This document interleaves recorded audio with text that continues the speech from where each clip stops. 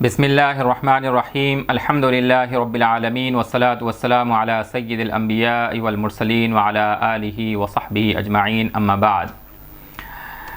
سیرت النبی علی صاحبہ الصلاۃ والتسلیم کا جو سلسلہ ہم نے شروع کیا ہے، آج اس کی دوسری نشست ہے۔ پچھلی نشست میں ہم نے سیدنا محمد الرسول اللہ صلی اللہ علیہ وسلم کی چند خصوصیات اور امتیازات کو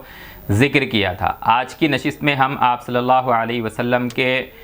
سے متعلق دو امور کو ذکر کریں گے۔ ایک تو آپ صلی اللہ علیہ وسلم کا حلیہ مبارک اور حسن و جمال، اور دوسرے آپ صلی اللہ علیہ وسلم کے اخلاق۔ پچھلی نشست میں بھی ہم نے آپ کی جو خصوصیات اور امتیازات کو ذکر کیا تھا، وہ اختصار کے ساتھ ہم نے ان کو بیان کیا۔ آج کا موضوع بھی ہم اختصار کے ساتھ ذکر کریں گے۔ یہ وہ موضوعات ہیں جن کو کوئی بھی شخص کسی ایک نشست میں احاطہ ان کا نہیں کر سکتا۔ بہرحال ہم اصل موضوع کو شروع کرتے ہیں۔ انبیاء علیہم السلام کے بارے میں اللہ تعالیٰ کا اصول یہ ہے کہ اللہ تعالیٰ ان کو ظاہری اور باطنی دونوں طرح کے کمالات کے ساتھ ان کو بھیجتا ہے، ان کو پیدا کرتا ہے۔ ظاہری کمال سے مراد ہے اللہ کے رسول، جتنے اللہ کے انبیاء اور اللہ کے رسول گزرے ہیں، اللہ کے جتنے نبی اور رسول گزرے ہیں، وہ سب حسین ترین صورت کے اور بہترین آواز کے مالک، ظاہری اعتبار سے بھی مکمل شخصیات یہ ہوتی تھیں۔ حضرت قتادہ رضی اللہ تعالی عنہ سے ایک روایت امام ترمذی رحمۃ اللہ علیہ نے اپنی شمائل میں ذکر کی ہے کہ ما بعث اللہ نبیا الا حسن الوجہ، کہ اللہ تعالیٰ نے جس بھی نبی کو بھیجا ہے خوبصورت چہرے والا ان کو بنایا، اور حسن الصوت، ان کی آواز بھی بڑی خوبصورت ہوتی تھی۔ اور نبی اکرم صلی اللہ علیہ وسلم کے بارے میں فرمایا کہ نہ صرف آپ صلی اللہ علیہ وسلم کی آواز اور آپ صلی اللہ علیہ وسلم چہرے کے اعتبار سے انتہائی حسین ترین تھے، بلکہ احسن تھے۔ امام ترمذی رحمۃ اللہ علیہ نے اس حدیث کو نقل کیا ہے۔ انبیاء علیہ السلام کو ظاہری اعتبار سے بھی حسین ترین بنانے کی بنیادی ایک وجہ جو سمجھ میں آتی ہے وہ یہی ہے کہ کوئی بھی قوم اپنے نبی کو کسی بھی وجہ سے ان کے پیغام کو رد نہ کر سکے، اس لیے اللہ تبارک و تعالی انبیاء کو ہر طرح کے کمال کے ساتھ، ہر طرح کے حسن کے ساتھ متصف کر کے ان کو رسول اور نبی بنایا کرتے۔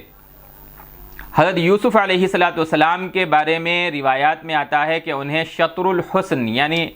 جو حسن اللہ تعالیٰ نے انسانیت کو دیا ہے اس کا آدھا حسن انہیں دیا گیا ہے۔ چنانچہ یہی قرآن مجید نے خود نقل کیا ہے کہ جب امرأۃ العزیز، عزیز مصر کی جو بیوی ہیں، وہ حضرت یوسف پر فریفتہ ہوئیں اور ان کو گناہ کی طرف مائل کرنے کی کوشش کی، تو حضرت یوسف نے صاف انکار کر دیا، اور یہ بات پھر معاشرے کے اندر عام ہو گئی۔ جب یہ بات کھلی تو یہ عام ہو گئی کہ ارے عزیز مصر کی بیوی ہے جو ایک غلام کے اوپر فریفتہ ہو گئی ہے۔ تو اس عورت نے ان عورتوں کو جو اس پر الزام رکھ رہی تھیں دعوت دی اپنے گھر پر، اور ہر ایک کے سامنے جو ہے وہ پھل وغیرہ رکھ کر چاقو اور چھری ان کے سامنے رکھ دی، اور حضرت یوسف سے کہا کہ وہ ان کے سامنے ظاہر ہوں، وہ ان کے سامنے آئیں۔ ضروری نہیں ہے کہ حضرت یوسف کو مقصد معلوم ہو کہ کس مقصد سے بلایا جا رہا ہے۔ بہرحال عزیز مصر کی بیوی نے ان عورتوں کے سامنے حضرت یوسف کو آنے کے لیے کہا، اور جب حضرت یوسف ان کے سامنے آئے تو ان عورتوں نے حضرت یوسف کے حسن کو دیکھ کر اپنے ہاتھوں کو کاٹ لیا۔ فلما رأینہ اکبرنہ وقطعن ایدیہن وقلن حاشا للہ ما ھذا بشر ان ھذا الا ملک کریم۔ اور پھر اس کے بعد میں قرآن مجید نے اس بات کو بھی نقل کیا ہے کہ یہی وہ ہیں جن کے بارے میں تم مجھے ملامت کر رہی تھی، اور میں نے اسے اپنی طرف مائل کرنے کی کوشش کی، لیکن یہ پاک باز بن رہے ہیں، اور اگر یہ اس بات کو قبول نہ کریں جو میں چاہتی ہوں تو پھر انہیں جو ہے وہ جیل بھجوا کر رہوں گی۔ تو حضرت یوسف نے اللہ تبارک و تعالیٰ سے دعا کی، قرآن مجید نے اس دعا کو نقل کیا، قال ربی السجن احب الی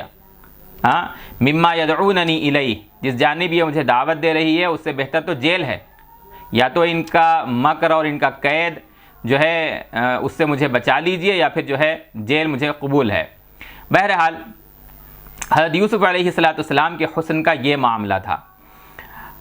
حضور صلی اللہ علیہ وسلم سے ایک حدیث منقول ہے، اذا هو قد اعطی شطر الحسن، صحیح مسلم کی یہ حدیث ہے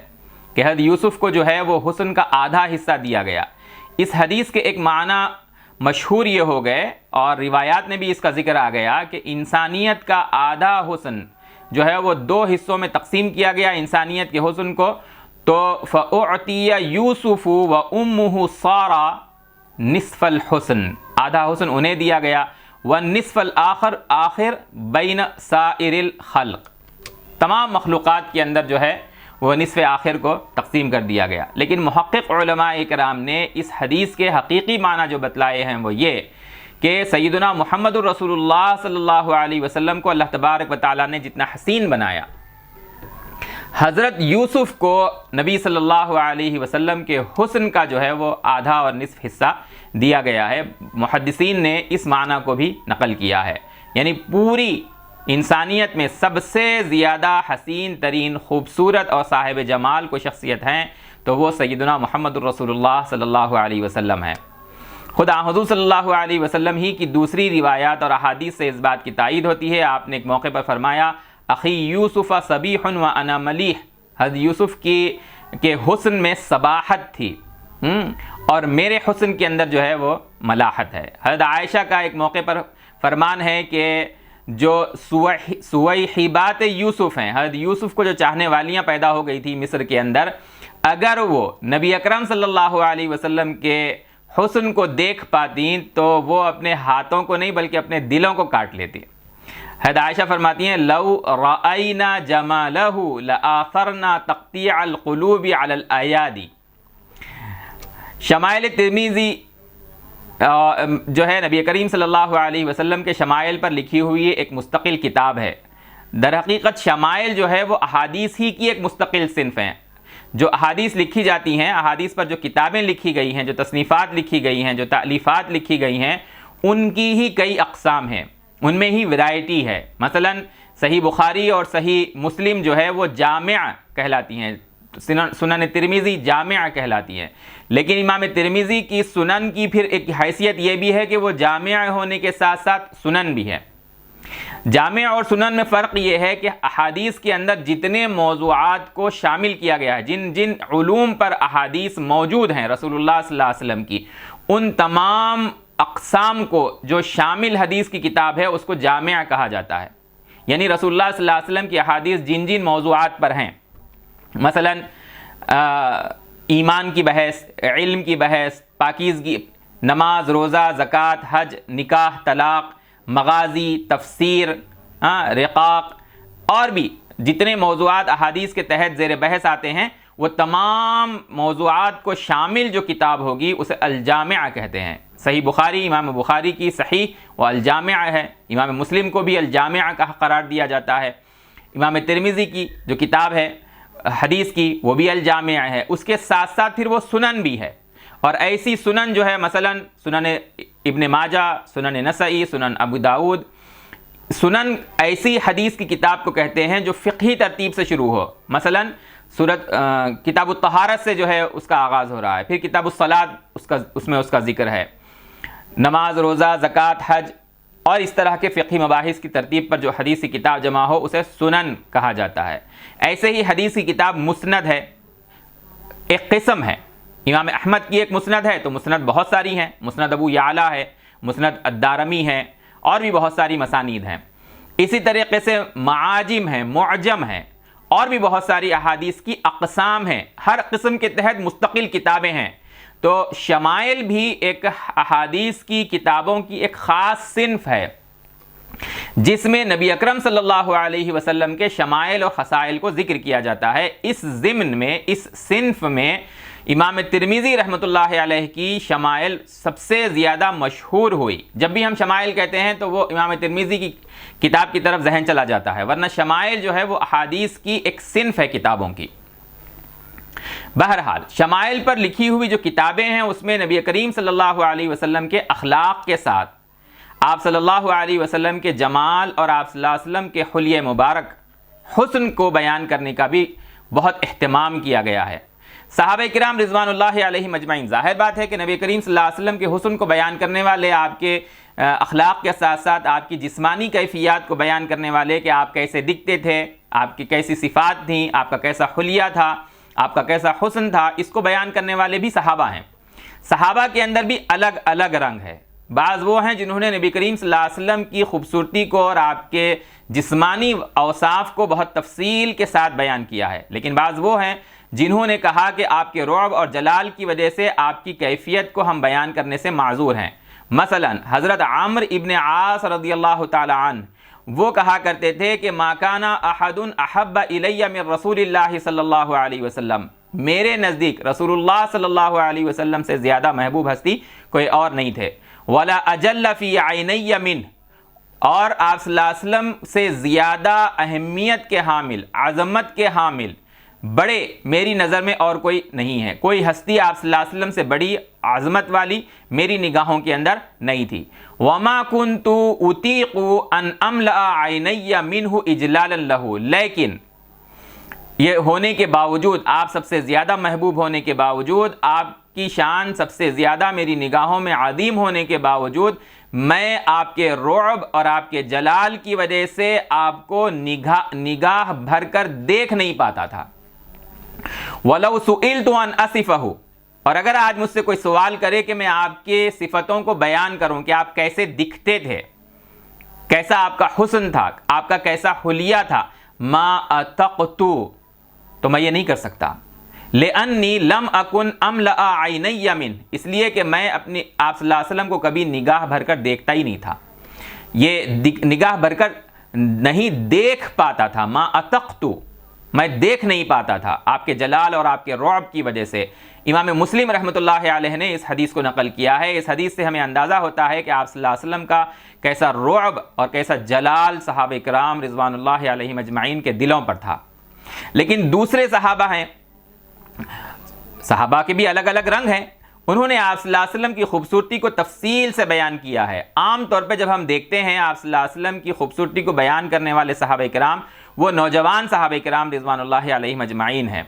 جنہوں نے آپ کا ایک ایک وصف بیان کیا ہے، آپ کا قد، آپ کا رنگ، آپ کی آنکھوں کی صفت، آپ کے بالوں کی صفت، آپ کا چہرہ کیسا تھا، آپ کے جسمانی اعضاء کی ساخت اور بناوٹ کیسی تھی، ایک ایک بات کو صحابہ کرام رضوان اللہ علیہم اجمعین نے نقل کیا ہے۔ ان روایات سے ہمیں دو باتوں کا اندازہ ہوتا ہے کہ ایک یہ کہ آپ صلی اللہ علیہ وسلم کیسی غیر معمولی خوبصورت ہستی تھے، دوسرے صحابہ کرام رضوان اللہ علیہم اجمعین کو نبی اکرم صلی اللہ علیہ وسلم کو سے کس درجے محبت تھی۔ صحابہ فرماتے ہیں کہ جیسے آپ صلی اللہ علیہ وسلم انتہائی اخلاق کے حامل، نہایت خوب سیرت آپ صلی اللہ علیہ وسلم تھے، ایسے ہی آپ صلی اللہ علیہ وسلم بہت خوبصورت تھے۔ حضرت براء ابن عازب رضی اللہ تعالی عنہ کہتے ہیں کہ کانا رسول اللہ صلی اللہ علیہ وسلم احسن الناس وجہا واحسنہ خلقا، آپ صلی اللہ علیہ وسلم چہرے کے اعتبار سے اور آپ صلی اللہ علیہ وسلم تخلیق کے اعتبار سے نہایت حسین تھے۔ کانا رسول اللہ صلی اللہ علیہ وسلم احسن الناس وجہا واحسنہ خلقا، صحیح بخاری کی یہ حدیث ہے۔ حضرت براء ابن عازب رضی اللہ تعالی عنہ اس کے راوی ہیں، صحابی رسول۔ ایک صحابیہ ہیں ربیع بنت معوذ رضی اللہ عنہ، ان سے حضرت عمار ابن یاسر کے پوترے ہیں، ایک ابو عبیدہ ابن محمد ابن عمار ابن یاسر، یہ کہتے ہیں کہ میں نے رسول اللہ صلی اللہ علیہ وسلم کا حلیہ بیان کرنے کے لیے ان سے درخواست کی کہ آپ نے آپ صلی اللہ علیہ وسلم کو دیکھا ہے تو آپ میرے سامنے بیان کیجئے کہ آپ صلی اللہ علیہ وسلم کیسے دکھائی دیتے تھے۔ تو حضرت ربیع بنت معوذ کہتی ہیں لو رأیتہ رأیت الشمس طالعۃ، امام طبرانی نے اس کو معجم کبیر کے اندر روایت کیا ہے کہ وہ کہتی ہیں کہ جب میں دیکھتی تو مجھے محسوس ہوتا جیسے کہ کوئی سورج جو ہے وہ طلوع ہو رہا ہے۔ یہ حضرت ربیع بنت معوذ کی تعبیر ہے آپ صلی اللہ علیہ وسلم کے لیے۔ حضرت ہند بن ابی حالہ صحابی رسول ہیں، حضرت خدیجہ کے بیٹے ہیں، لیکن حضرت خدیجہ کے جو پہلے شوہر ہیں ابو حالہ، ان سے یہ ہند پیدا ہوئے تھے، پھر بعد میں ان کا وصال ہو گیا، آپ صلی اللہ علیہ وسلم کا نکاح حضرت خدیجہ کے ساتھ ہوا، تو یہ ہند نبی کریم صلی اللہ علیہ وسلم کے ربیب بنے، یعنی آپ صلی اللہ علیہ وسلم کی پرورش میں رہے، آپ کے گھر میں پروان چڑھے۔ اور ہمیں نبی کریم صلی اللہ علیہ وسلم کی خصوصیات میں ایک اہم خصوصیت یہ ملتی ہے کہ جو بھی آپ کا قریبی ساتھی ہے وہ آپ کا ذکر بہت محبت کے ساتھ، بہت احترام کے ساتھ کرتا ہے، باوجود یہ کہ وہ رشتہ ایسا ہے کہ عام طور پر ہمارے معاشرے کے اندر جو سونتیلا بیٹا ہوتا ہے وہ اپنے سونتیلے باپ کے لیے جو ہے جو جذبات رکھتا ہے یا اس کی جو تعبیر کرتا ہے وہ اتنی خوبصورت نہیں ہوتی، لیکن ہم دیکھتے ہیں کہ بیویاں ہیں آپ صلی اللہ علیہ وسلم کی، ازواج مطہرات امہات المؤمنین، تو نہایت خوبصورتی سے آپ کا ذکر کرتی ہیں، اور حضرت ہند جو ربیب ہیں آپ صلی اللہ علیہ وسلم کے، وہ انتہائی خوبصورتی کے ساتھ آپ صلی اللہ علیہ وسلم کا ذکر کرتے ہیں۔ حضرت حسن ابن علی وہ کہتے ہیں کہ حضرت حسن کے یہ ہند جو ہیں وہ خالو ہوتے ہیں، حضرت فاطمہ کے بھائی، حضرت فاطمہ کے ماں شریک بھائی ہیں ہند۔ حضرت فاطمہ نبی کریم صلی اللہ علیہ وسلم کی اولاد ہیں، آپ صلی اللہ علیہ وسلم کی بیٹی ہیں، اور حضرت ہند جو ہیں حضرت خدیجہ سے ان کے پہلے شوہر ابو حالہ کے بیٹے ہیں، تو حضرت حسن کے خالو ہوئے۔ تو یہ کہتے ہیں کہ ہم اپنے الفاظ میں اگر اردو میں کہتے ہیں اسے تو یہ ماموں ہیں، ماں کے بھائی، اور عربی میں ان کو خال کہتے ہیں۔ تو حضرت حسن ابن علی جو ہیں وہ کہتے ہیں کہ میں نے حضرت ہند سے اپنے ماموں سے کہا جو نبی کریم صلی اللہ علیہ وسلم کے احوال کو، اوصاف کو بہت تفصیل سے بیان کرنے والے تھے، ان کی صفت بیان کی گئی ہے حدیثی کتابوں میں، کانا وصافن، کہ حضرت ہند جو ہے آپ صلی اللہ علیہ وسلم کے اوصاف کو کھول کھول کر بیان کرتے تھے۔ کانا وصافن عن حلیت النبی صلی اللہ علیہ وسلم، تو آپ صلی اللہ علیہ وسلم کی صفات جاننے کے لیے حضرت حسن نے ان سے کہا شوق میں کہ انا اشتہی ان یصف لی منہا، میں چاہتا ہوں کہ آپ مجھے آپ صلی اللہ علیہ وسلم کی جو صفات ہیں ان کو مجھے آپ بیان کیجئے۔ اچھا، شیئن اتعلق بہ، اگر کوئی اس اختیاری چیز ہو اس میں سے تو میں اس کو اپنے لیے اختیار کر سکوں، جیسے کہ اختیاری اوصاف میں آپ صلی اللہ علیہ وسلم کیسے صفائی ستھرائی کا اہتمام کرتے تھے، اپنے بال کیسے رکھتے تھے، یا سرما کیسے لگاتے تھے، مانگ کیسے نکالتے تھے، یا اخلاقی اعتبار سے آپ چلتے کیسے تھے، آپ بیٹھتے کیسے تھے، آپ بات کیسے کرتے تھے، یہ سب شمائل میں داخل ہیں، حلیہ مبارک بھی داخل ہے۔ ظاہر بات ہے کہ حلیہ جو ہے اس میں سے کئی چیزیں ایسی ہیں جو تخلیقی ہیں، وہ انسان کے اپنے بس کی چیز نہیں ہے، اختیاری نہیں ہے، وہ احوال غیر اختیاریہ جسے کہتے ہیں۔ تو اختیاری امور کے بارے میں حضرت حسن کی خواہش تھی کہ وہ آپ صلی اللہ علیہ وسلم جیسا بنائیں ان کو، اپنے معاملے کے اندر آپ صلی اللہ علیہ وسلم جیسا آپ کی سنت کے اندر اس کو اختیار کریں۔ تو انہوں نے حضرت ہند سے درخواست کی، ہند بن ابی حالہ سے، کہ آپ صلی اللہ علیہ وسلم کے اوصاف اور احوال کو ان کے سامنے بیان کیا جائے۔ حضرت ہند نے کہا کہ آپ صلی اللہ علیہ وسلم کی شخصیت بڑی غیر معمولی تھی، آپ تھے بھی بہت شاندار، اور جب لوگ آپ صلی اللہ علیہ وسلم کا سامنا کرتے تو آپ کو بہت شان والا جو ہے ان کے وہ گمان کرتے تھے، اور آپ صلی اللہ علیہ وسلم تھے بھی شاندار اور لوگ بھی آپ صلی اللہ علیہ وسلم کو شاندار سمجھتے تھے۔ کانا رسول اللہ صلی اللہ علیہ وسلم فخمن مفخمن، حضرت ہند کے الفاظ ہیں، کہتے ہیں کہ آپ صلی اللہ علیہ وسلم کا چہرہ یتلألأ وجہہ تلألؤ القمر لیلۃ البدر، جیسے چودھویں کی رات میں چودھویں کا چاند چمکتا ہے دمکتا ہے، ایسا آپ صلی اللہ علیہ وسلم کا چہرہ چمکتا دمکتا تھا۔ آپ صلی اللہ علیہ وسلم کے بارے میں کہ قد کے بارے میں فرمایا حضرت ہند نے کہ بہت زیادہ لمبے نہیں تھے، لیکن آپ صلی اللہ علیہ وسلم کا قد نکلتا ہوا تھا، لمبا تھا لیکن اتنا نہیں کہ وہ دیکھنے کے اندر برا لگے۔ اطول من المربوع، درمیانی قد سے آپ صلی اللہ علیہ وسلم جو ہے وہ طویل تھے۔ آپ کے سر کے بارے میں کہتے ہیں کہ عظیم الہامہ، اعتدال میں بڑا ہوا آپ صلی اللہ علیہ وسلم کا سر تھا۔ آپ صلی اللہ علیہ وسلم کے بال ہلکے گھنگریالے تھے۔ رجل الشعر، مانگ نکالنے میں آپ صلی اللہ علیہ وسلم بہت اہتمام نہیں کرتے تھے، نکالتے تھے لیکن بہت اہتمام نہیں کرتے تھے۔ ان انفرقت عقیصتہ فرق والا فلا، اگر آسانی کے ساتھ مانگ نکل جاتی تو آپ صلی اللہ علیہ وسلم مانگ نکالتے، ورنہ ویسے ہی اسے چھوڑ دیتے۔ بال بڑھتے آپ صلی اللہ علیہ وسلم کے، تو اگر آپ زلف رکھتے ہوں تو کان سے زیادہ وہ ہو جاتے تھے، لیکن اس سے زیادہ آپ صلی اللہ علیہ وسلم پھر بالوں کو نہیں رکھتے تھے۔ یہ آپ صلی اللہ علیہ وسلم کے بالوں کی صفت وفرہ بتلائی گئی ہے۔ آپ صلی اللہ علیہ وسلم کے کھلتے ہوئے رنگ کے بارے میں روایات کے اندر، حضرت ہند کی روایت کے اندر منقول ہے، ازہر اللون واسع الجبین، کہ آپ کا چہرہ اور آپ کا رنگ جو ہے وہ پھول کی طرح سے کھلتا ہوا تھا، اور آپ صلی اللہ علیہ وسلم کی پیشانی جو ہے وہ چوڑی تھی۔ آپ صلی اللہ علیہ وسلم کے جو ابرو ہیں، حواجب، وہ الگ الگ تھے، ملے ہوئے نہیں تھے۔ سوابغ فی غیر قرن، روایت کے الفاظ ہیں، حضرت ہند کی روایت کے الفاظ ہیں، اور ابرو کے درمیان جو رگ تھی وہ بالکل صاف اور واضح دکھائی دیتی تھی، بینہما عرقن، اور ناک آپ صلی اللہ علیہ وسلم کی بلند تھی، اقنل عرنین، اور لہو نور یعلوہ یحسب من یتأملہ الشم،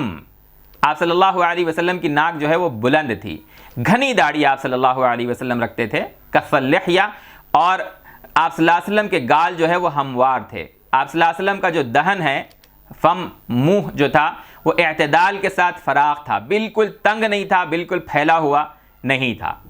حضرت ہند بیان کرتے ہیں دانت مفلج الاسنان، بالکل جو ہے موتی کی طرح سے کھلے، الگ الگ، ہلکا سا ان کے درمیان جو ہے وہ فصل تھا، سینے سے لے کے ناف تک بالوں کی ایک لکیر جو ہے وہ آپ صلی اللہ علیہ وسلم کے بدن کے اوپر چلی گئی تھی، آپ کی گردن ایسی محسوس ہوتی تھی جیسے کہ تراشی ہوئی ہو، رنگ اس کا جو ہے بالکل چاندی جیسا، کأن عنقہ جید دمیۃ فی صفاء الفضہ، ایسا جیسے کہ چاندی سے جو ہے آپ کی گردن جو ہے وہ بنائی گئی ہے، بالکل ڈھلی ہوئی، اور اعضاء جو ہے بالکل معتدل اور متناسب آپ صلی اللہ علیہ وسلم کے تھے، اور بدن آپ صلی اللہ علیہ وسلم کا گٹھا ہوا، حضرت ہند کے الفاظ ہیں بادینہ متماسکہ، سینہ اور پیٹ جو ہے وہ آپ صلی اللہ علیہ وسلم کا وہ ہموار تھا، بعض روایات میں آتا ہے کہ آپ کا سینہ آپ کے پیٹ سے آگے تھا، یعنی پیٹ اندرونی حصے میں تھا، سوا البطن والصدر روایت کے الفاظ ہیں، اور آپ صلی اللہ علیہ وسلم کا سینہ جو ہے وہ چوڑا تھا، عریض الصدری، اور مونڈھوں کے درمیان آپ صلی اللہ علیہ وسلم کے کچھ فاصلہ تھا، یعنی آپ صلی اللہ علیہ وسلم کے جو مونڈھے ہیں وہ چوڑے تھے، ایک دوسرے کے مقابلے میں مضبوط تھے، جوڑ آپ صلی اللہ علیہ وسلم کے مضبوط تھے، زخم الکرادیس ہند کے الفاظ ہیں، اور حضرت ہند وہ شخصیت ہیں جو رسول اللہ صلی اللہ علیہ وسلم کے ساتھ بچپن سے رہے ہیں، اور حضرت ہند کے روایت ہی میں یہ الفاظ بھی ہیں یجری کالخطی، اور لیکن آپ صلی اللہ علیہ وسلم کے سینے کے اوپر جو ہے وہ کوئی بال نہیں تھے، پیٹ کے اوپر جو ہے وہ بال نہیں تھے، صرف سینے سے لے کر ناف تک ایک باریک سی بالوں کی لکیر چلی گئی تھی، اور بازو آپ صلی اللہ علیہ وسلم کے وہ جو ہے وہ مضبوط تھے، اور ان بازوؤں کے اوپری حصے میں اشعر الذراعین والمنکبین واعالی الصدر، کہ سینے کے اوپری حصے میں اور بازوؤں کے اوپر اور ہاتھوں کے اوپر ہلکے سے آپ صلی اللہ علیہ وسلم کے جو ہے وہ بال تھے، آپ کی کلائیاں طویل تھیں، رسٹ جسے ہم کہتے ہیں، اور آپ صلی اللہ علیہ وسلم کی ہتھیلیاں جو ہیں وہ چوڑی تھیں، رحب الراحہ، ہتھیلیوں اور پنجے کے اوپر جو ہے وہ گوشت آپ صلی اللہ علیہ وسلم کے بھرا ہوا تھا، اور آپ صلی اللہ علیہ وسلم کے ہاتھ اور پاؤں کی انگلیاں جو ہے وہ سائل الاطراف، ہلکی سی جو ہے وہ لمبی تھیں، اور پیروں کے جو تلوے ہیں ان کے اندر جو ہے وہ ہلکا سا گڑا تھا۔ آپ صلی اللہ علیہ وسلم کے ان صفات کو بیان کرتے ہوئے حضرت ہند کہتے ہیں کہ جب آپ صلی اللہ علیہ وسلم چلتے، اذا زال قلعا، کہ آپ صلی اللہ علیہ وسلم جب چلتے تو پاؤں اٹھا کر رکھتے، قدم اٹھا کر رکھتے، ہموار قدم رکھتے، یخطو تکفیئن، اور جھک کر چلتے، یمشی ہونن، آپ صلی اللہ علیہ وسلم تیز چلتے، چھوٹے چھوٹے قدم نہیں رکھتے تھے، ایسا لگتا تھا جیسے کہ آپ صلی اللہ علیہ وسلم اوپر سے نیچے کی جانب چل رہے ہوں، اذا مشا کانما ینحط من صبب، یہ آپ صلی اللہ علیہ وسلم کی چال کے بارے میں حضرت ہند فرماتے ہیں، اور فرماتے ہیں کہ جب آپ صلی اللہ علیہ وسلم کسی کی جانب متوجہ ہوتے، کسی سے بات کرنے کے لیے متوجہ ہوتے، اذا التفت جمیعا، ایسے نہیں کہ صرف گردن موڑ لی ہو، آنکھ اور کنکھیوں سے دیکھ رہے ہوں، بلکہ آپ صلی اللہ علیہ وسلم کے ایسے اعلیٰ اخلاق تھے کہ جب آپ کسی کی طرف متوجہ ہوتے تو پوری طرح سے متوجہ ہوتے، نگاہیں آپ صلی اللہ علیہ وسلم کی جو ہے وہ نیچی رہتی، نظرہ الی الارض اطول من نظرہ الی السماء، آپ صلی اللہ علیہ وسلم کی نگاہ جو ہے وہ زمین کی طرف زیادہ ہوتی بمقابلے آسمان کی طرف آپ صلی اللہ علیہ وسلم دیکھنے کے، یعنی ہمیشہ اوپر دیکھ رہے ہوں، ایسا آپ صلی اللہ علیہ وسلم نہیں کرتے، جیسے کہ عام طور پہ متکبرین کی علامت ہوتی ہے، نشانی ہوتی ہے، جب دوسروں کو آپ دیکھتے تو نگاہ بھر کر نہیں دیکھتے، جل نظرہ الملاحظہ، حضرت ہند کے الفاظ ہیں کہ آپ صلی اللہ علیہ وسلم جب کسی کو دیکھتے تو ہلکی سی ایک نگاہ ڈال لیتے، گھور گھور کر کسی کو آپ صلی اللہ علیہ وسلم نہیں دیکھتے، جل نظرہ الملاحظۃ۔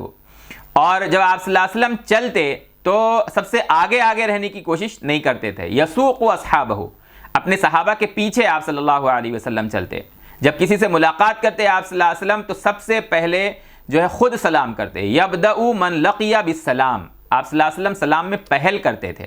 یہ نبی کریم صلی اللہ علیہ وسلم کی صفات ہیں جو حضرت ہند بن ابی حالہ نے بیان کی ہیں، جو آپ صلی اللہ علیہ وسلم کے ربیب تھے۔ اسی طرح حضرت انس رضی اللہ تعالیٰ عنہ جو آپ صلی اللہ علیہ وسلم کی خدمت میں تقریباً 10 سال رہے، وہ آپ صلی اللہ علیہ وسلم کی جہاں بہت ساری خصوصیات کو، امتیازات کو بیان کرتے ہیں، آپ کی خوبصورتی اور جمال کو بھی انہوں نے تفصیل سے بیان کیا ہے۔ امام بخاری رحمۃ اللہ علیہ نے اپنی صحیح میں ان کی احادیث کو نقل کیا ہے۔ وہ فرماتے ہیں کہ آپ صلی اللہ علیہ وسلم کی ہتھیلیاں انتہائی نرم تھیں، ما مسست حریرا ولا دیباجا الین من کف النبی صلی اللہ علیہ وسلم، میں نے حریر اور دیباج، ریشم کو اور ململ کو، مخمل کو جو ہے میں نے اتنا نرم نہیں پایا جتنا میں نے نبی کریم صلی اللہ علیہ وسلم کے ہتھیلیوں کو چھوا جب تو آپ صلی اللہ علیہ وسلم سے مصافحہ کے دوران جب مس ہوتا تھا تو کہتے ہیں کہ آپ صلی اللہ علیہ وسلم کے ہتھیلیاں مخمل اور جو ہے ریشم سے بھی زیادہ نرم تھی۔ آپ کی خوشبو بیان کرتے ہوئے حضرت انس کہتے ہیں کہ لا شممت ریحا قط اطیب من ریح او عرف النبی صلی اللہ علیہ وسلم۔ اس کو بھی صحیح بخاری نے نقل کیا ہے کہ رسول اللہ صلی اللہ علیہ وسلم کا جو پسینہ ہے وہ خوشبو آپ کوئی بھی لے آئیے اس سے کہیں زیادہ جو ہے وہ خوشبودار آپ صلی اللہ علیہ وسلم کے بدن سے مہک آتی تھی۔ حضرت ام سلیم نے اطیب الطیب سے جو ہے اس کو تعبیر کیا ہے۔ آپ صلی اللہ علیہ وسلم کی حیا کے بارے میں حضرت ابو سعید خدری رضی اللہ تعالیٰ عنہ کہتے ہیں کان النبی صلی اللہ علیہ وسلم اشد حیاء من العذراء، ایک کنواری لڑکی جتنی شرمیلی ہو سکتی ہے اس سے کہیں زیادہ نبی کریم صلی اللہ علیہ وسلم با حیا اور شرمیلے تھے۔ صحیح بخاری نے اس حدیث کو حضرت ابو سعید خدری رضی اللہ تعالیٰ عنہ کی نقل کیا ہے۔ نبی صلی اللہ علیہ وسلم جب ہنستے تو آپ صلی اللہ علیہ وسلم صرف تبسم فرماتے، اور آپ صلی اللہ علیہ وسلم کی جو نگاہیں ہیں، آنکھیں ہیں، چاہے آپ نے سرما نہ لگایا ہو تب بھی محسوس ہوتا کہ آپ صلی اللہ علیہ وسلم نے سرما لگایا ہوا ہے۔ اذا نظرت الیہ قلت اکحل العینین اکحل العینین ولیس باکحلا۔ یہ حضرت ہند، حضرت انس رضی اللہ تعالی عنہما کی جو ہے بیان کردہ آپ صلی اللہ علیہ وسلم کی صفتیں ہیں۔ ایسی ہی ایک حدیث بہت طویل خود حضرت علی رضی اللہ تعالی عنہ سے مروی ہے، جس کے اندر آپ صلی اللہ علیہ وسلم کا چہرہ جو ہے وہ کیسا تھا، لا بالمکلثم،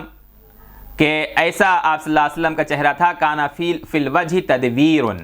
کہ بہت بالکل لمبا نہیں ہے اور بالکل جو ہے وہ گول نہیں ہے، البتہ گولائی لیے ہوئے آپ صلی اللہ علیہ وسلم کا چہرہ تھا۔ ابیض مشرب، مشرب کہتے ہیں عربی زبان کے اندر الذی فی بیاضہ حمرہ، ایسا گوراپن جس کے اندر جو ہے وہ سرخی شامل ہو، سرخی مائل گوراپن۔ رسول اللہ صلی اللہ علیہ وسلم کا ایک رنگ جو ہے حضرت ہند نے بیان کیا ازہر اللون کہہ کر، اور حضرت علی نے بیان کیا ابیض مشرب کہہ کر، دونوں بالکل قریب قریب الفاظ ہیں۔ ادعج العینین، آپ صلی اللہ علیہ وسلم کی آنکھیں بالکل سیاہ آنکھیں تھیں، الشدید سواد العین، ادعج العینین کے معنی جب آپ صلی اللہ علیہ وسلم چلتے تو حضرت علی بھی کہتے ہیں اذا مشى تقلع کانما یمشی فی سبب، اپنا پیر اٹھا کر آپ صلی اللہ علیہ وسلم چلتے، آپ کی رفتار کیسی ہے، آپ کی چال کیسی ہے، آپ جب کسی کی جانب متوجہ ہوتے تو پوری طرح سے متوجہ ہوتے۔ یہ آپ صلی اللہ علیہ وسلم کی صفات بیان کی گئی ہیں جو احوال اختیاریہ ہیں، کہ رنگ ایسا تھا، آنکھیں ایسی تھیں، چہرہ ایسا تھا، یہ تو احوال غیر اختیاری ہے، یعنی ہمارے ہاتھ میں نہیں ہے۔ اللہ تعالیٰ نے آپ صلی اللہ علیہ وسلم کو اتنا خوبصورت بنایا، لیکن جو آپ صلی اللہ علیہ وسلم کی عادات تھیں، پورا متوجہ ہونا، نگاہ بھر کر جو ہے وہ دوسروں کو نہ دیکھنا، اپنی نگاہوں کو نیچے رکھنا، اپنے ساتھیوں میں آگے آگے رہنے کی کوشش نہ کرنا،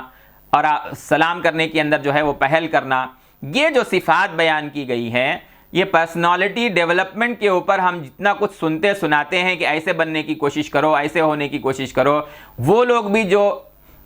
اسلام کے پیروکار نہیں ہیں لیکن پرسنالٹی ڈیولپمنٹ پر وہ بھی جو ہے وہ صفات بیان کرتے ہیں کہ انسانوں کو ایسے بننا چاہیے۔ تو اگر ہم اس کو فالو کریں تو ہم پائیں گے کہ ایسا بیان کر رہے ہیں جیسے کہ خود نبی کریم صلی اللہ علیہ وسلم کی سنتیں ذکر کر رہے ہوں، آپ صلی اللہ علیہ وسلم کی عادات کو ذکر کر رہے ہوں۔ یہ آپ صلی اللہ علیہ وسلم کے جو ہے احوال حلیے سے متعلق ہیں، لیکن اخلاق سے متعلق بھی حضرت علی رضی اللہ تعالی عنہ کی روایت میں آپ صلی اللہ علیہ وسلم کی صفات کو بیان کیا گیا ہے۔ ہم آگے چونکہ مستقل اخلاق نبوی کے اوپر اسی نشست میں بات کر رہے ہیں، وہاں ہم زیادہ تفصیل سے بیان کریں گے۔ یہاں حضرت علی کی حدیث کے اندر جو بیان کیا گیا ہے اس کو مختصراً ذکر کر رہے ہیں کہ آپ صلی اللہ علیہ وسلم جو ہے بہت زیادہ سخی تھے اور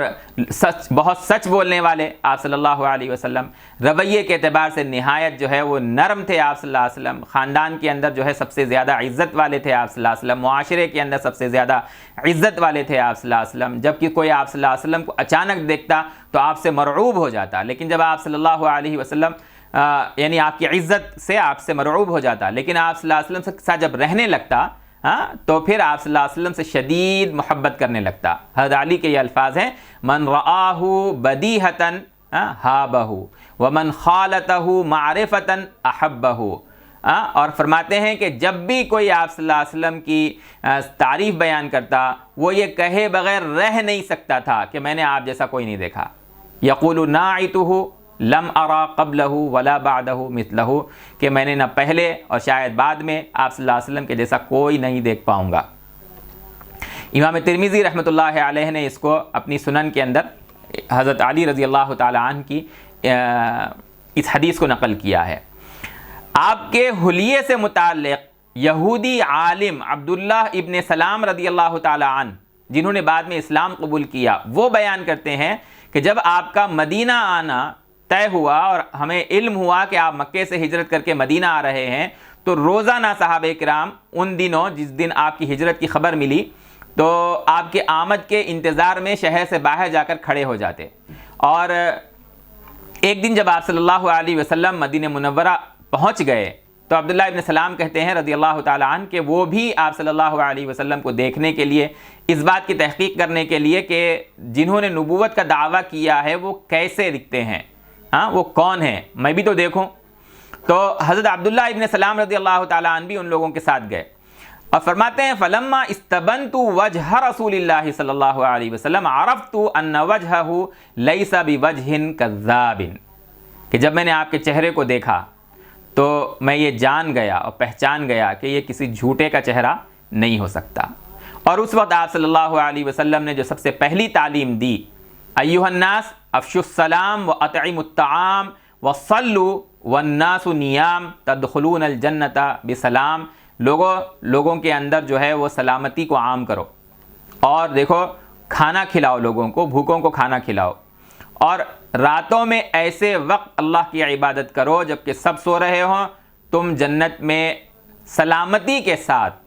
بغیر کسی خدشے کے جو ہے وہ داخل ہو جاؤ گے۔ امام ترمذی رحمۃ اللہ علیہ نے اس حدیث کو نقل کیا ہے۔ یہ ہم نے آپ صلی اللہ علیہ وسلم کے مبارک حلیے کی ایک جھلک آپ کے سامنے پیش کی ہے۔ شمائل ترمذی پر لکھی ہوئی کتابوں میں اس قسم کی روایات صحیح اسناد کے ساتھ تفصیل کے ساتھ ذکر کی گئی ہیں۔ ہمارا اگلا موضوع ہے کہ آپ صلی اللہ علیہ وسلم کے اخلاق کیسے تھے۔ آپ صلی اللہ علیہ وسلم کے اخلاق کے بارے میں قرآن مجید کہتا ہے انک لعلی خلق عظیم، سورۃ القلم کی آیت ہے کہ اے محمد صلی اللہ علیہ وسلم، اے پیغمبر علیہ الصلاۃ والسلام، آپ عظیم ترین اخلاق کے اوپر جو ہے وہ فائز ہیں۔ اور خود آپ صلی اللہ علیہ وسلم فرماتے ہیں کہ انما بعثت لاتمم مکارم الاخلاق، کہ میری بعثت ہی ہوئی ہے کہ میں لوگوں کے درمیان جو ہے وہ مکارم اخلاق کا اتمام کروں، اس کی تعلیم کے ذریعے سے اور اس کا عملی نمونہ دکھا کر۔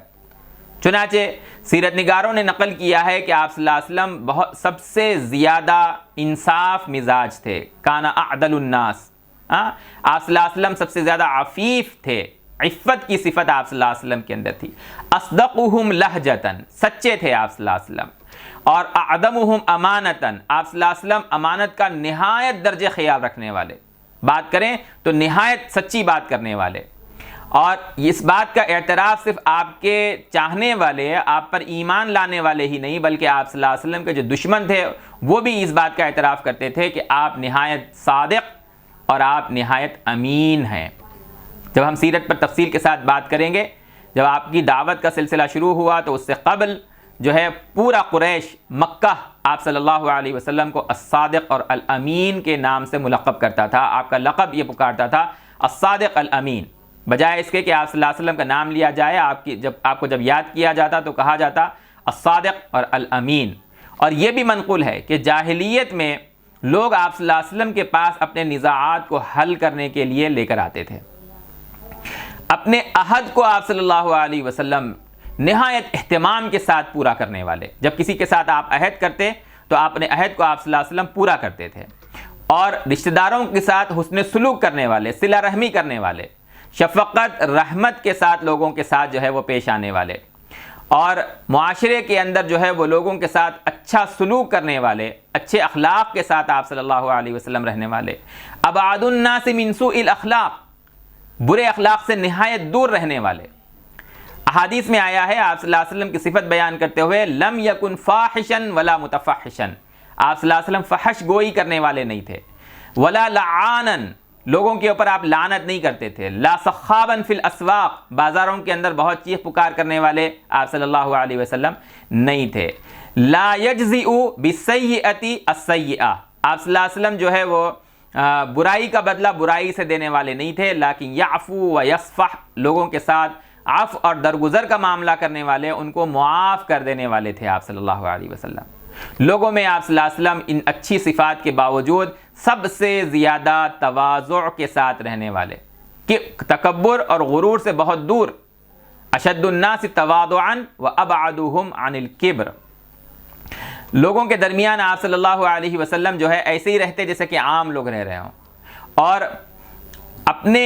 غلاموں کو تک، آپ کے ماتحتی میں جو لوگ تھے، خادم جو تھے، چاہنے والے تھے، آپ صلی اللہ علیہ وسلم انہیں منع کرتے تھے کہ آپ کی آمد کے اوپر آپ کے احترام کے لیے کھڑے نہ ہوں. یمنع عن القیام لہو کما یقومون للملوک، مدینہ منورہ میں آپ صلی اللہ علیہ وسلم کو اللہ تبارک و تعالیٰ نے ایک طرح سے حکمرانی عطا فرمائی، ایسی حقیقی حکمرانی کہ صلح حدیبیہ کے موقع پر ایک شخص جو صلح حدیبیہ میں شامل ہوئے، ابو مسعود ثقفی، انہوں نے کہا کہ میں ہرقل کے دربار میں جا چکا ہوں، کسریٰ کے دربار میں جا چکا ہوں، اور دیگر اور بادشاہوں اور شاہان و ملوک کے دربار میں گیا ہوں، لیکن ان کی رعایا اپنے بادشاہوں کی ایسی قدر اور ایسا احترام اور ایسی عزت، ایسا احترام نہیں کرتی ہے جیسے کہ محمد صلی اللہ علیہ وسلم کے ساتھی محمد صلی اللہ علیہ وسلم کا احترام کرتے ہیں. لیکن اس کے باوجود آپ صلی اللہ علیہ وسلم اپنے صحابہ کو کہتے تھے کہ میرے لیے بادشاہوں کی طرح سے مت کھڑے رہو. یہ آپ صلی اللہ علیہ وسلم کے اخلاق تھے. آپ جو ہے مساکین آپ صلی اللہ علیہ وسلم سے جو تعلق میں ہوتے، جن کو آپ جانتے، اگر ان میں سے کوئی بیمار پڑ جاتا تو آپ صلی اللہ علیہ وسلم ان کی عیادت کے لیے جاتے. فقراء کے ساتھ آپ صلی اللہ علیہ وسلم بیٹھ جاتے، غریب لوگوں کے ساتھ، مساکین کے ساتھ، جن کو بہت زیادہ مال و دولت میسر نہیں ہے. لوگ عام طور پہ جو ہے متکبر قسم کے لوگ غربا کے ساتھ بیٹھنے اور ان کے ساتھ مجالست سے گریز کرتے ہیں، لیکن رسول اللہ صلی اللہ علیہ وسلم کی صفت بیان کی گئی ہے یجالس الفقراء. اور اگر کوئی غلام بھی آپ صلی اللہ علیہ وسلم کو دعوت دیتا تو آپ صلی اللہ علیہ وسلم اس دعوت کو قبول کرتے. یجیب دعوت العبد، اور آپ صلی اللہ علیہ وسلم اپنے صحابہ میں ایسے بیٹھتے جیسے کہ انہی میں ایک فرد ہیں. یجلس فی اصحابہ کاحدہم، اپنے لیے کوئی امتیازی نشست، کوئی امتیازی مقام کے آپ صلی اللہ علیہ وسلم طالب ہوتے ہوں، ایسا نہیں ہے. حضرت عائشہ کہتی ہیں کہ اپنے جوتے کو آپ صلی اللہ علیہ وسلم خود گانٹھ لیتے، اگر اس کے اندر کچھ کمی ہو اور اس کو صحیح کرنا ہو تو خود وہ کام کر لیتے. آپ صلی اللہ علیہ وسلم اپنے کپڑوں کو خود سی لیتے، بکری کا جو ہے وہ دودھ دوہنا ہوتا تو خود دوہتے. گھر کے کاموں میں آپ صلی اللہ علیہ وسلم جو ہے خود لگے رہتے، جیسا کہ کوئی شخص اپنے گھر کے کاموں کو انجام دیتا ہے.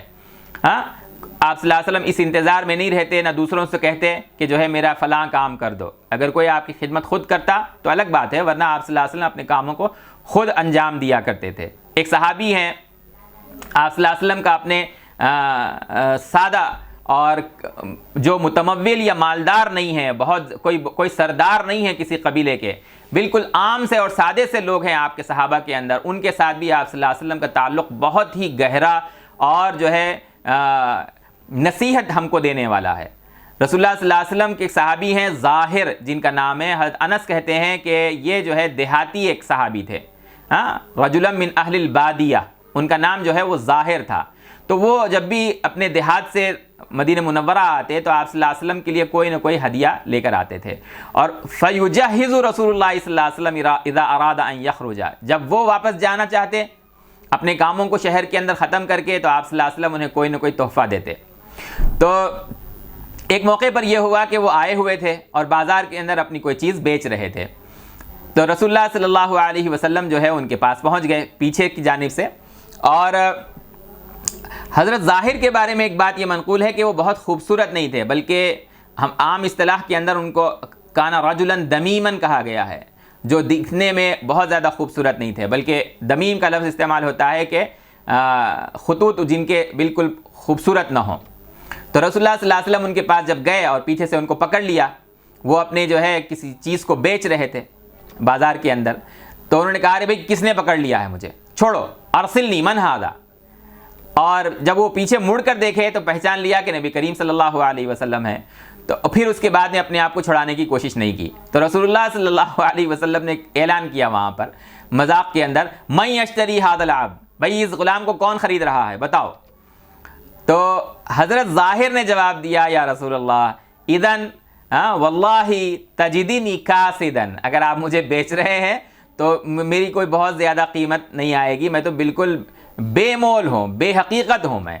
نبی کریم صلی اللہ علیہ وسلم نے فرمایا لیکن عند اللہ لست بکاسد، ظاہر تم اللہ تعالیٰ کے یہاں بے مول نہیں ہو. اور ایک روایت کے اندر ہے لیکن عند اللہ انت غال یا ظاہر. امام احمد ابن حنبل رحمۃ اللہ علیہ نے مسند کے اندر، امام ترمذی رحمۃ اللہ علیہ نے شمائل ترمذی کے اندر اس روایت کو نقل کیا ہے. آپ صلی اللہ علیہ وسلم کی سخاوت کے بارے میں حضرت ابن عباس رضی اللہ تعالیٰ عنہ سے منقول ہے کہ آپ صلی اللہ علیہ وسلم جو ہے وہ لوگوں میں سب سے زیادہ سخی تھے. جود کے بجائے اجود کا لفظ استعمال ہوا ہے. کان نبی صلی اللہ علیہ وسلم اجود الناس. آپ صلی اللہ علیہ وسلم کے پاس کوئی چیز ہوتی اور کوئی مانگتا اس کو تو آپ صلی اللہ علیہ وسلم جو ہے اس کو فوراً دے دیتے، اور اپنے پاس کوئی چیز آپ صلی اللہ علیہ وسلم جمع کر کے نہیں رکھتے تھے. کسی کی مانگ کو آپ صلی اللہ علیہ وسلم نے جب آپ کے پاس وہ ہو تو آپ صلی اللہ علیہ وسلم نے اس کو منع نہیں کیا. روایات میں آتا ہے کہ آپ صلی اللہ علیہ وسلم بہت سادہ لباس پہنتے تھے. ایک موقع پر ایک صحابی نے آپ کو ایک بہت قیمتی کپڑا ہدیہ کیا اور آپ صلی اللہ علیہ وسلم نے اس کو پہن لیا. ایک دوسرے صحابی نے جب یہ دیکھا تو کہا یا رسول اللہ کیا آپ مجھے یہ لباس دے سکتے ہیں؟ آپ صلی اللہ علیہ وسلم اسی وقت اپنے گھر گئے اور آپ صلی اللہ علیہ وسلم نے اس قیمتی لباس کو اتارا، اور جو پہلے لباس آپ صلی اللہ علیہ وسلم پہنے ہوئے تھے اس لباس کو آپ صلی اللہ علیہ وسلم نے پہنا، باہر آئے اور آپ صلی اللہ علیہ وسلم نے ان مانگنے والے کو وہ کپڑا دے دیا. جب دوسرے صحابہ نے اس کو دیکھا تو انہوں نے کہا کہ تم نہیں جانتے کہ رسول اللہ صلی اللہ علیہ وسلم سے جب کوئی چیز مانگی جاتی ہے تو آپ کبھی اس کو منع نہیں کرتے، تو پھر تم نے مانگا کیسے؟ ان صحابی نے کہا کہ میری اس سے غرض جو ہے اس کپڑے کو اپنے لیے جو ہے وہ خوبصورتی کے لیے مانگنا نہیں یا رسول اللہ صلی اللہ علیہ وسلم سے حاصل کر لینا نہیں تھا، بلکہ میری غرض یہ ہے کہ اس کو میں اپنے کفن کے لیے استعمال کروں گا، کیونکہ رسول اللہ نے اس کا بدن اس کپڑے کو لگا ہے. بہرحال آپ صلی اللہ علیہ وسلم لوگوں میں سب سے زیادہ سخی تھے، انتہائی حلم اور بردبار تھے.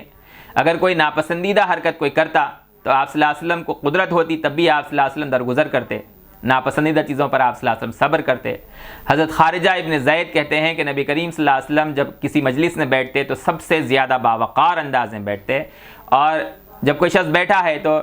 پھیل کر بیٹھ رہا ہو، ایسے بیٹھ رہا ہو کہ دوسروں کو تکلیف ہو رہی ہو.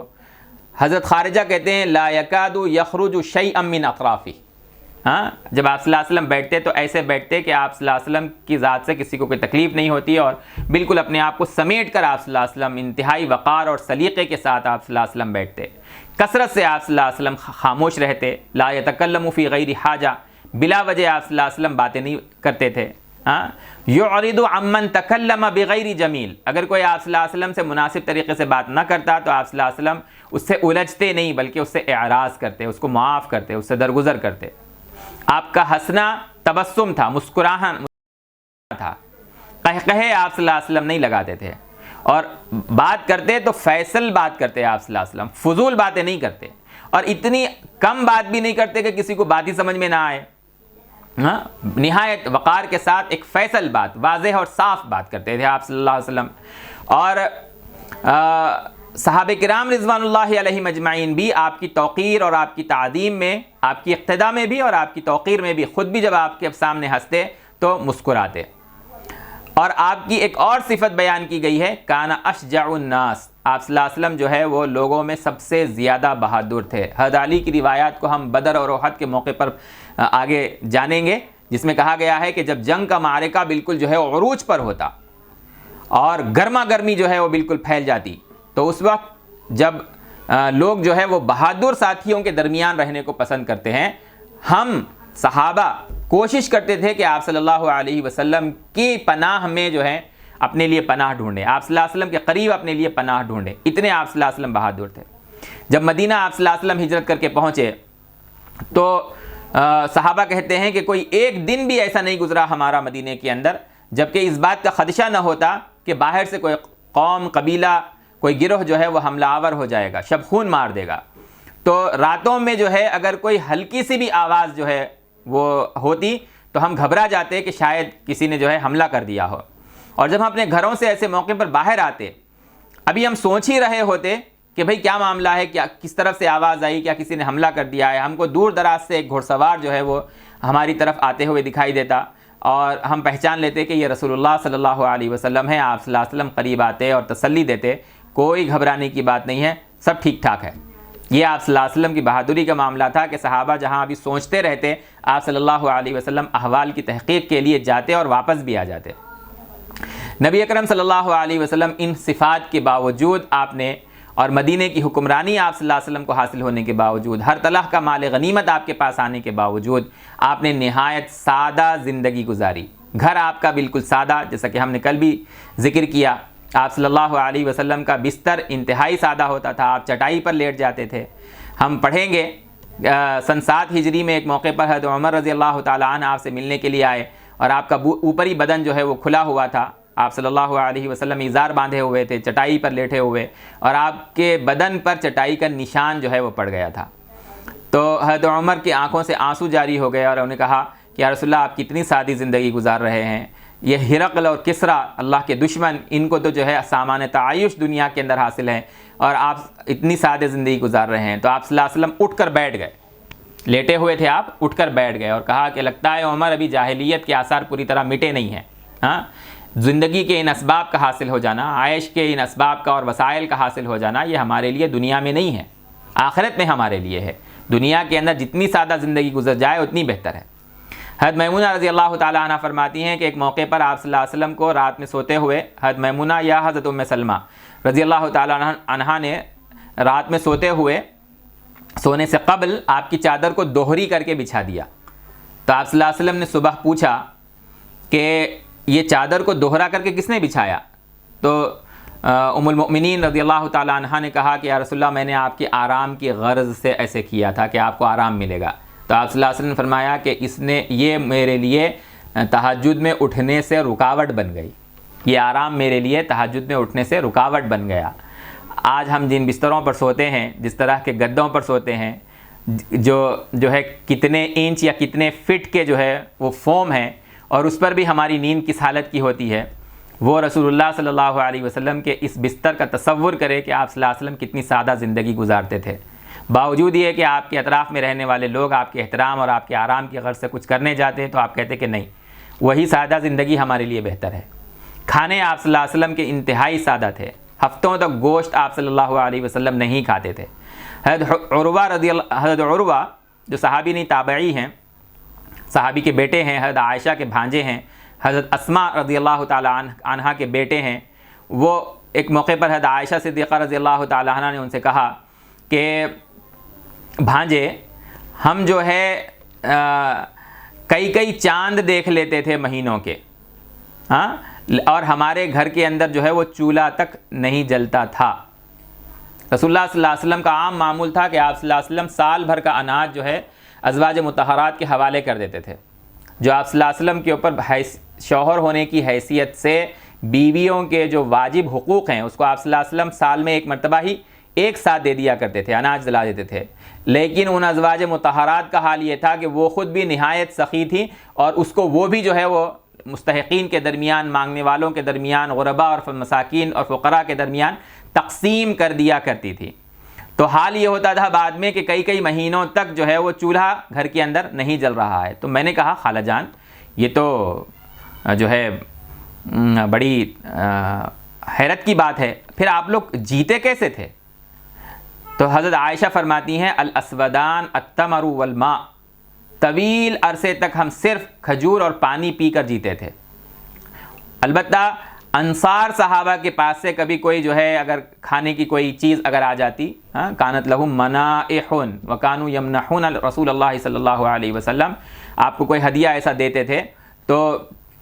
زیادہ سے زیادہ دودھ جو ہے وہ ہدیے کے طور پر آتا تھا، اس کو ہم پی لیا کرتے تھے۔ امام بخاری رحمۃ اللہ علیہ نے اس حدیث کو حضرت عائشہ کی، حضرت عروہ کی اس روایت کو نقل کیا ہے۔ آپ کی روٹی کی صفت بیان کرتے ہوئے حضرت سہل کہتے ہیں کہ ما رأى رسول اللہ صلی اللہ علیہ وسلم النقی من حین ابتعثہ اللہ حتی قبضہ اللہ۔ نقی ایسے آٹے کو کہتے ہیں جس کو چھنی سے چھان کر بالکل باریک جو ہے اس کا حصہ حاصل کیا گیا ہو۔ حضرت سہل کے مطابق جب سے آپ صلی اللہ علیہ وسلم کی بعثت ہوئی، آپ صلی اللہ علیہ وسلم کے وصال تک 23 برس تک چھنا ہوا چھنی سے آٹا جو ہوتا ہے آپ صلی اللہ علیہ وسلم نے اس کو نہیں دیکھا، آپ صلی اللہ علیہ وسلم نے اس کو استعمال نہیں کیا۔ اور پھر وہی فرماتے ہیں کہ ہوتا یہ تھا کہ ہم جو ہے وہ آٹے کو کوٹ لیتے تھے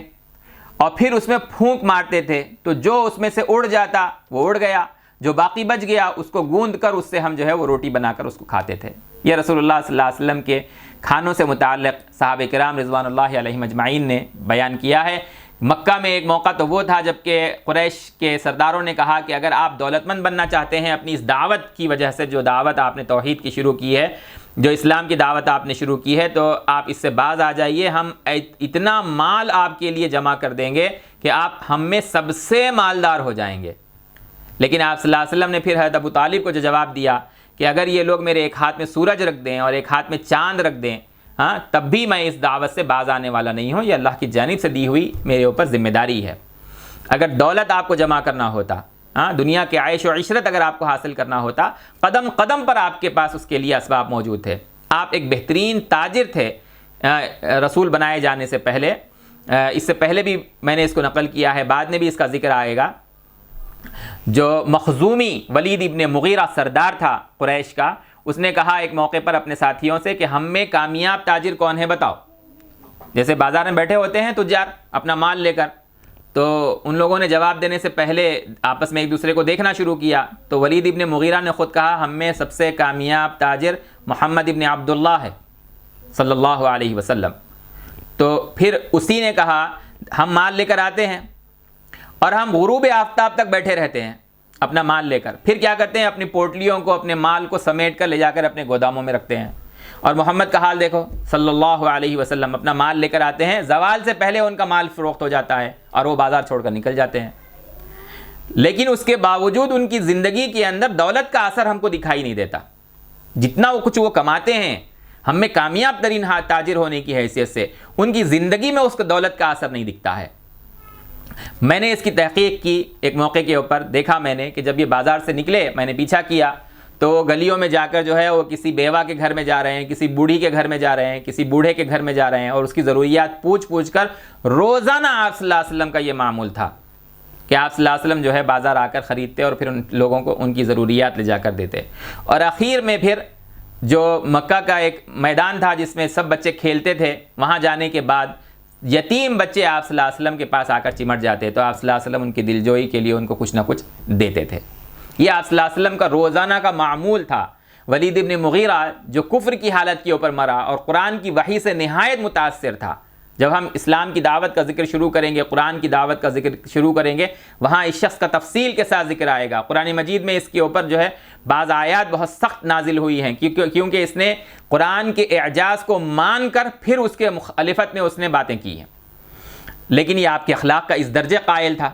آپ صلی اللہ علیہ وسلم دولت آپ کے قدموں میں ہمیشہ جو ہے وہ پڑی رہ سکتی تھی، آپ نے اس دولت کی طرف توجہ نہیں دی، عیش و عشرت کے اسباب کی طرف آپ صلی اللہ علیہ وسلم نے توجہ نہیں دی۔ مدینے میں آپ صلی اللہ علیہ وسلم کو حکمرانی حاصل تھی، اس کے باوجود آپ کا گھر،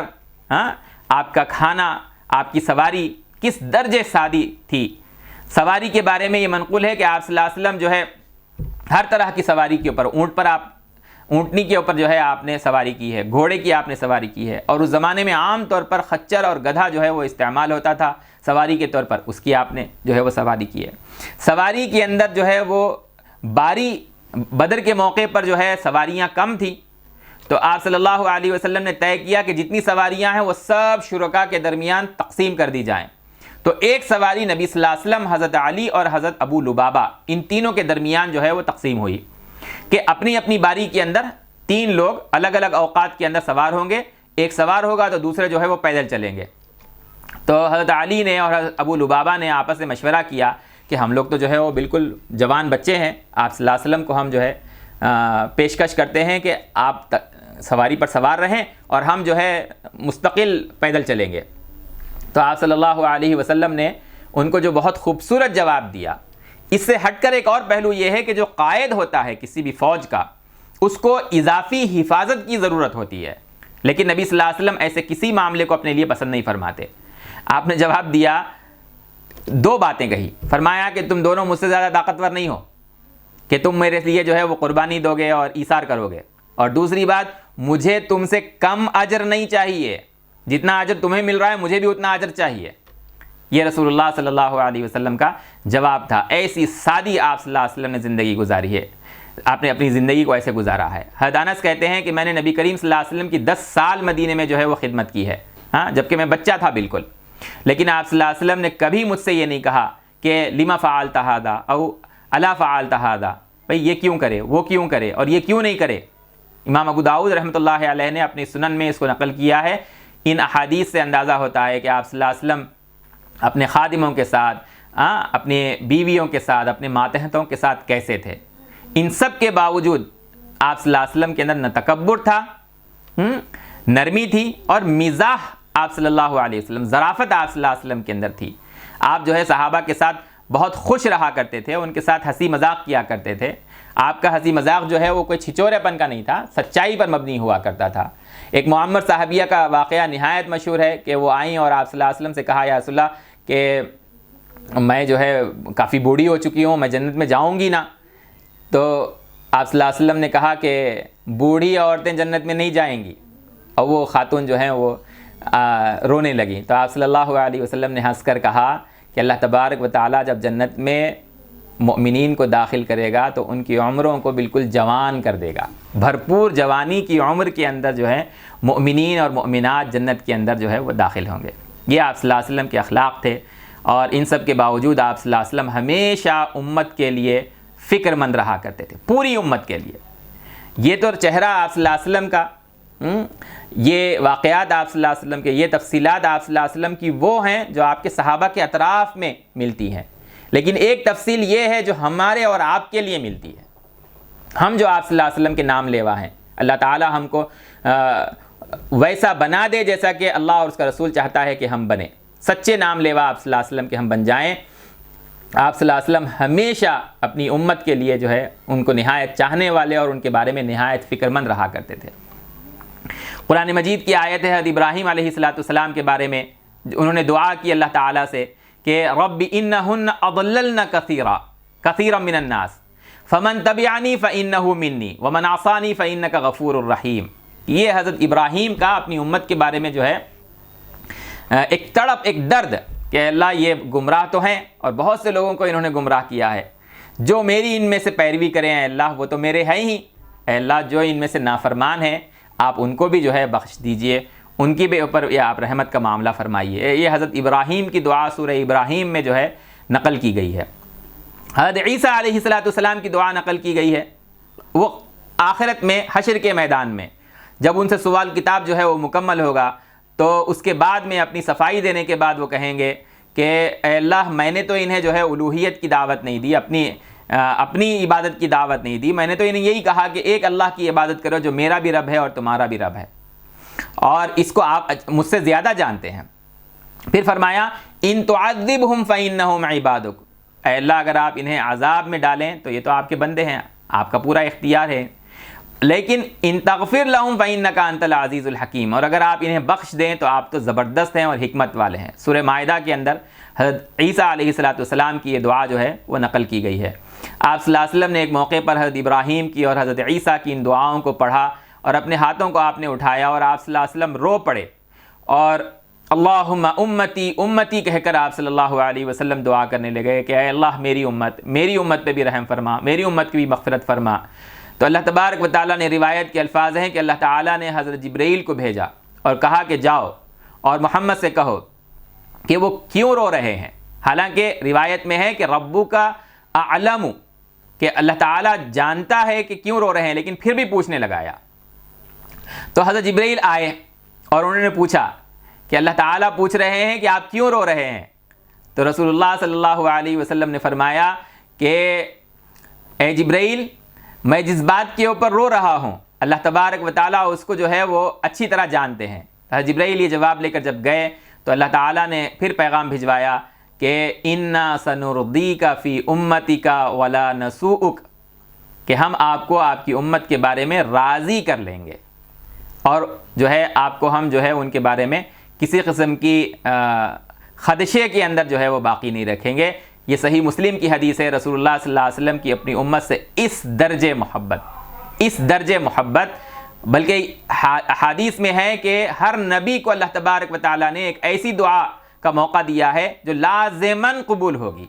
اور آپ صلی اللہ علیہ وسلم فرمایا کہ ہر نبی نے اس دعا کو قبول کر لیا، لیکن میں نے اس دعا کو باقی رکھا ہے اپنی امت کے لیے۔ قیامت کے دن میں اپنی امت کے لیے اللہ تعالیٰ کے سامنے اس دعا کو استعمال کروں گا۔ یہ رسول اللہ صلی اللہ علیہ وسلم کا موقع کہ لازماً وہ دعا قبول ہو، اور آپ نے اپنی امت کی فکر میں، ان کی محبت میں، ان کے لیے تڑپ میں اس دعا کو روک رکھا ہے۔ قیامت کے لیے اللہ کے رسول صلی اللہ علیہ وسلم اس دعا کو ہمارے لیے استعمال کریں گے۔ یہ نبی کریم صلی اللہ علیہ وسلم کے احوال، آپ کے یہ اخلاق، انشاءاللہ العزیز اگلی نشستوں میں ہم آپ صلی اللہ علیہ وسلم کے تفصیلی احوال کو شروع کریں گے۔ ابتدائی چند نشستیں سیرت کو سمجھنے کے لیے ہماری ابتدائی نشستوں سے متعلق ہوں گی، اس کے بعد میں ہم سیرت کا بالتفصیل سلسلہ شروع کریں گے۔ اقول قولی ھذا استغفر اللہ لی ولکم ولسائر المسلمین والمسلمات فاستغفروہ انہ ھو الغفور الرحیم۔